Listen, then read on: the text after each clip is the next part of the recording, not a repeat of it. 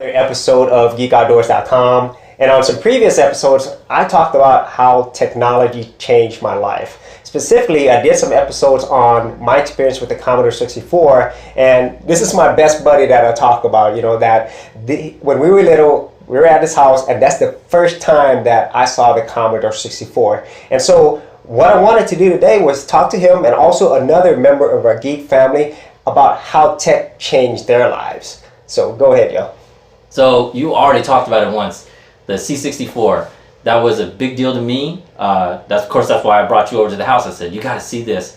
And at first it was just the Bruce Lee game. We were like, this is the best thing ever. Because awesome. What Asian guy doesn't want to live like Bruce Lee for a minute, right? And kick some green sumo for no reason. So that was my favorite. But then after that, when you start looking at the book, there was this instruction manual.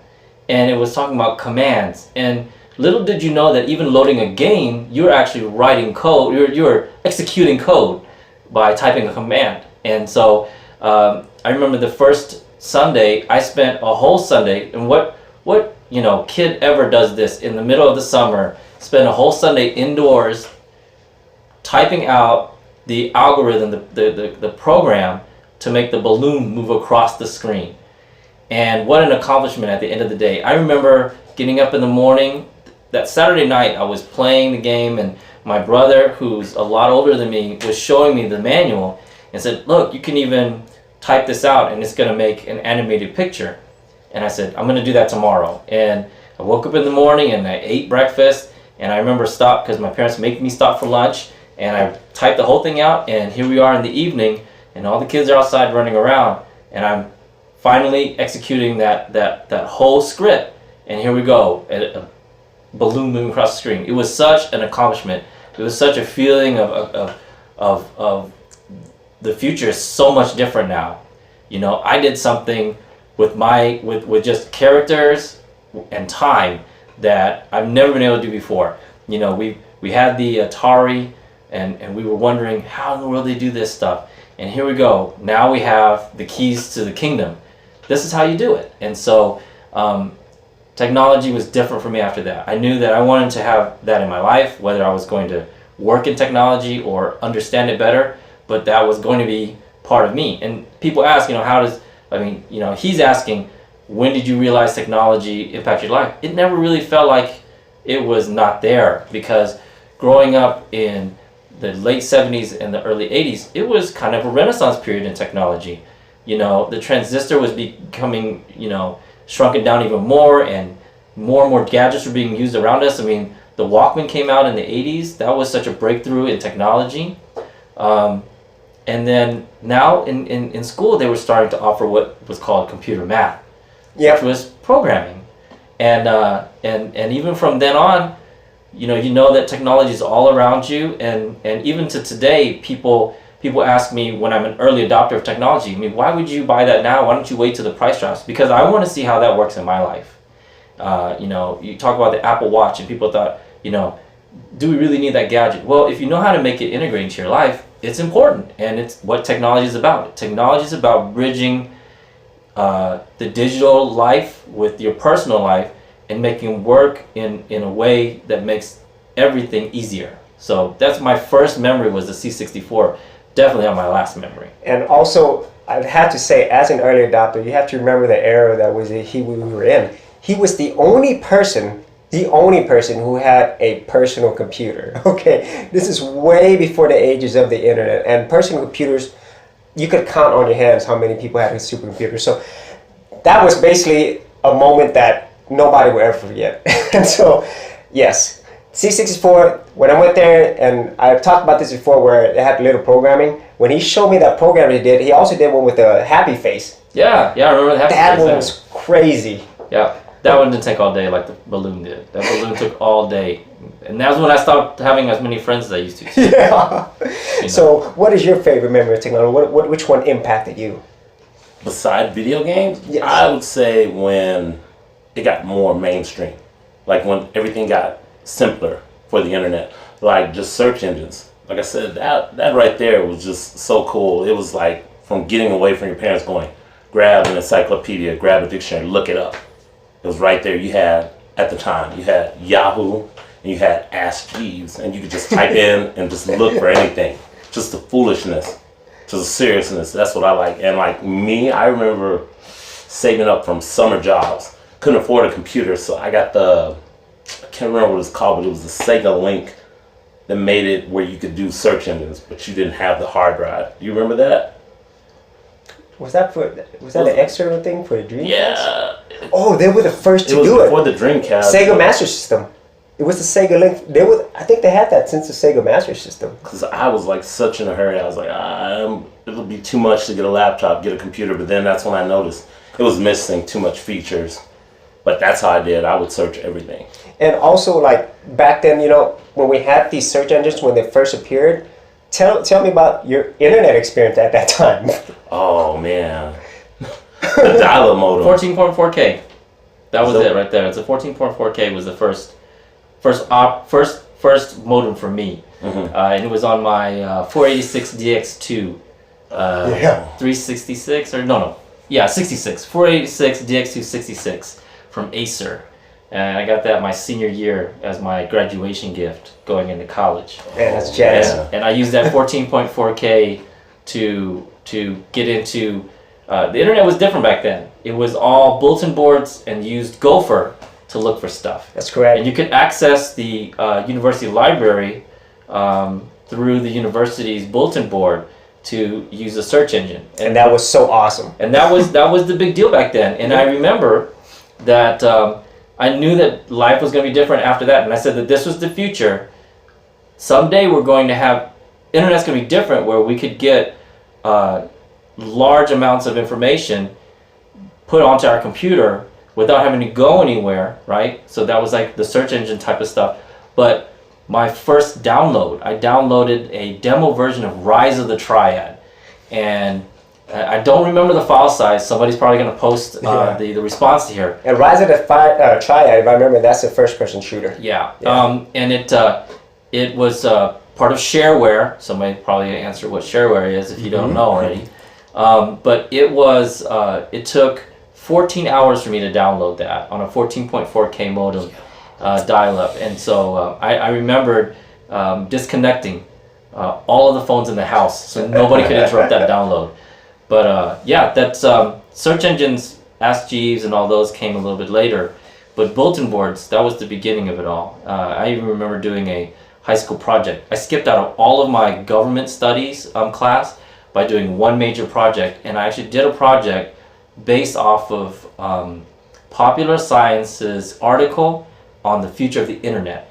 And I made this huge diorama box that people had to stick their eyes in to look, and it was the surface of the earth and hanging satellites, and everything was lit up. I used my parents' Christmas lights. I couldn't find where the Christmas lights were at because I stole them. And I made a map of the United States like it was if you were looking from space, and little satellites. I think you saw it because it was posted up for all the seniors to come and look at.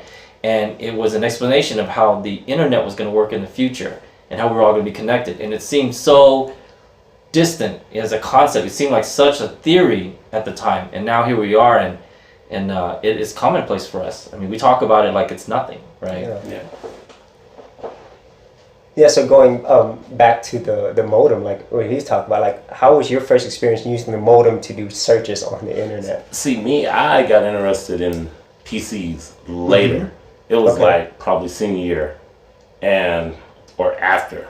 Most of the time, I just spent time just playing the video games. That was it. And then, like I said, by the time I was interested in PCs, it was the dial-up, what was it, the 56K? Yeah. 56K. Yeah. You were awesome if you had 56K. And I thought that was great. I was addicted to just the speed. I was happy if I could get up to like 5. I remember I'd call you, dude, I got up to 3. 4 on just downloads. I would sit there and just get addicted. I still do that now. That was the beginning of staring at the progress bar. Yes. Yeah, and you would stare for a long time. Yeah, because I know it works faster if I stare at it. Faster if I stare at it. It's a mental thing. It works. Time it. And we're talking about like 3 things, but they're all related. The first thing is for myself, the personal computer, which is related to him. For him, it was actually that same personal computer, but the programming aspect. And then for him, it was actually the internet and search engines. You know, and all of those things we use nowadays. And I want to go back quickly to this modem thing, because one of the things that we had when we first had internet, and I think it really didn't get more popular until Doom came out and until we had 56K modems, you know, because when I first saw that, and we were in college at the time, and he had Doom, I think it was Doom 2. Was it Doom 2? No, I think it was Doom 1, but we didn't have, what we had done is my brother, I was living with my brother who had already graduated from college, and so I was going to university. So I had a computer, my brother had a computer, and I had decided that I was going to serial link the computers to the printer. So we had the lateral port link, and then I was like, why not connect computers to each other? Only because I had read up on deathmatch play with Doom. And so that was our first time playing multiplayer. LAN party. Yeah. This is the first LAN party. Yeah. So how has this affected you now in your current life right now? How has these moments affected you? You're talking about more adapting and being a first adopter, but how else has it affected you in terms of what you do or even what you enjoy? Oh, see, it's so commonplace now, it's hard for people to actually separate where technology and life exist, because they exist so closely intertwined. I travel for work, so I'm constantly tethered to my cell phone for getting updates on my flights, booking my flights. You know, I was an early adopter of the Apple Watch because I wanted to be able to quickly glance at meetings that I'm supposed to be at. So that's it's almost, in a sad way, but in a good way, pervasive to our lifestyle. Mm-hmm. I am an avid video gamer. If you haven't figured that out by now, you know, we've got games running in the background, right? Mm-hmm. I mean, I'm an avid video gamer. I mean, we play online all the time. So you know, business, or you know, my work life, my recreational life, my personal life, even with my son. You know, I remember asking my dad, you know, what's this and that, and my dad would go, I don't know, go look it up, right? And now, when my son asks, well, what's this and that? I said, you know what, let's look it up together. And it's because technology is so available now that we can have this, you know, shared experience in exploring the world, you know, in the way we didn't when we were younger. Yeah. And how about yourself? I see the same aspect as he does, but then there's like people that just abuse it. They depend on it too much. That's true. And it's just sad. I mean, like you said, you have to have that balance to where you can share it, use it to make you better, but then there's people that are just lazy. They depend on it, won't. They lock themselves in.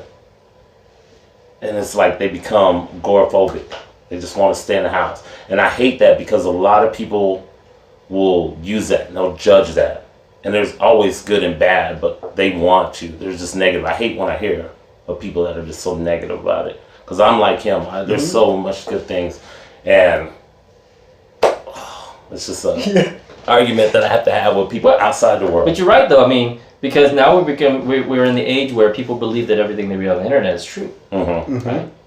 Yeah. You know, it's on the internet. I saw it on the internet. Yeah, it's just like before when you saw it on TV. It's true. Right. Except it's worse now, right? Because TV is a moment in time. If you didn't catch it on TV, then you hear it by hearsay. Now, when somebody talks about it and said it was on the internet, you can go straight to your phone and you can see it too. And somehow that reinforces the belief, right? Because, you know, with technologies, I mean, our normal previous way of consuming technology is through very passive means, and mainly the TV. But now that we have the internet, our mobile phones, it can become a lot more active, you know. So as you've probably seen with my previous episodes with like Pokemon Go, that's extremely an active thing. And if you look at any of the comments that we have on any social media, that's an extremely active thing, which can, like you said, be both good and bad. And so I'm going to go ahead and wrap this up. Is there anything else that y'all want to leave any of the viewers in terms of how technology affected you, either positive or negative? You go first? Let's see. It has made life much easier. I love how you can get knowledge right away. But you have to use your own opinion to make sure you're not looking at the stuff, because Like if you're searching for something now, just because it's on the top of the list doesn't mean that it's the right answer. It's just what's most popular, most seen. Yeah. It's hard to say. Yeah, I just love it. I think there's a responsibility now, especially we grew up in the infancy of what technology is now. Right? Mm-hmm. We grew up seeing a maturing of information, of the internet, of portable devices. I mean, my son won't ever understand the joke about the big cell phone. He won't ever understand if he hears the sound of a dial-up modem. He won't understand what that means. And so, our generation, I honestly believe this, we have a responsibility to be good stewards of technology and helping the younger generation understand that there is a context that they have to have technology in, and that it doesn't replace, life experience. It doesn't replace effort. It doesn't replace some of the things that we still do manually. And it's not because we're old-fashioned and we want to hold on to the old ways. It's more that there has to be a synergy of technology and kind of a traditional way of doing things and looking at things. Just like he said, I mean, the immediacy of information does not